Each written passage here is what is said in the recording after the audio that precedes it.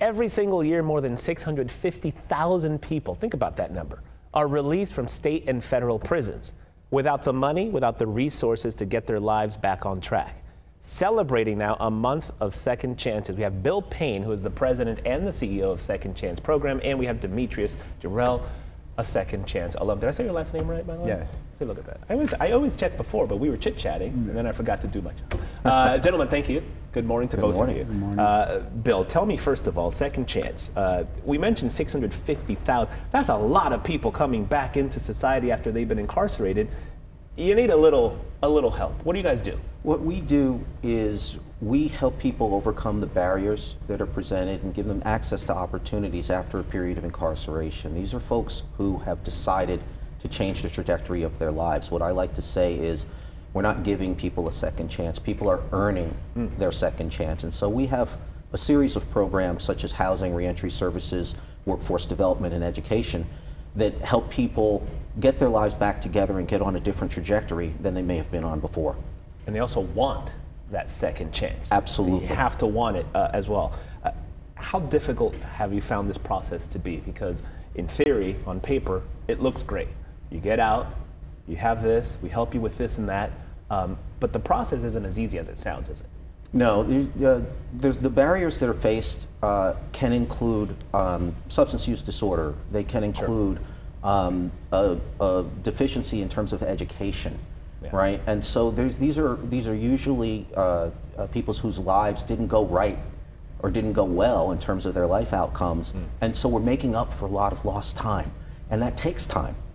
But what the key to success is individualized, compassionate care.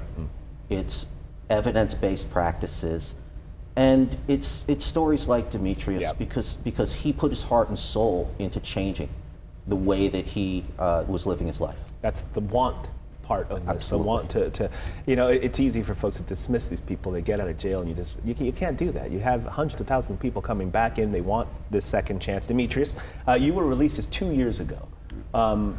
Give us a little background. Give us your story, how you ended up in jail and what happened. Well, I've really been justice involved since a young age. I think I went to juvenile hall for the first time I was like 12 years old. Goodness. So from a young age, I've been justice involved, and from a young age, I've suffered with addiction. But you know, you get tired after a while. And, I can imagine.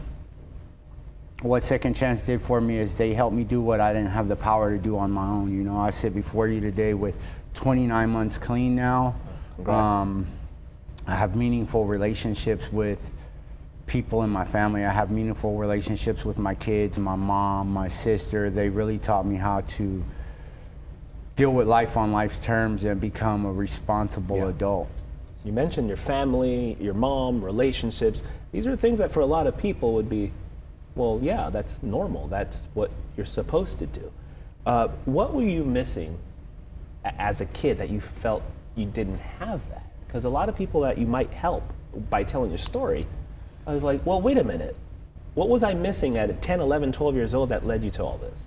Well, really, it was just bad choices. Bad choices? Yeah, you know, hanging around the wrong kids in school, getting involved with the wrong crowd, and I just went down the wrong path. Wow. You hear stories like this, right? And you hear this a lot, Bill. 11, 12 years old. I mean, my goodness. Right. And then once they get on that path at that age, it's hard to steer them back. What do you tell these folks now with Demetrius?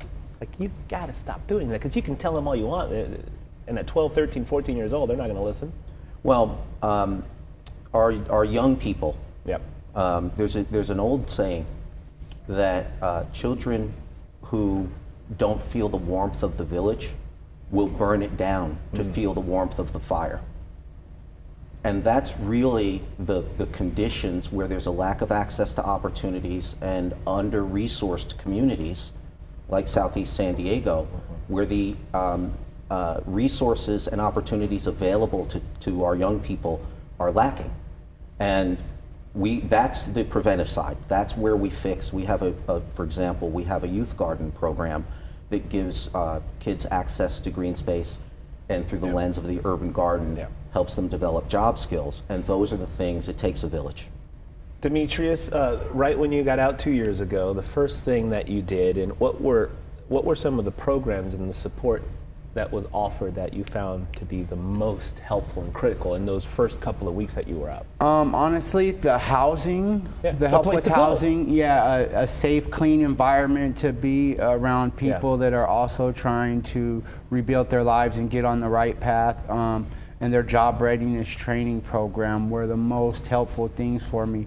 Being incarcerated so much of my life, I had a lot of big gaps in my employment history.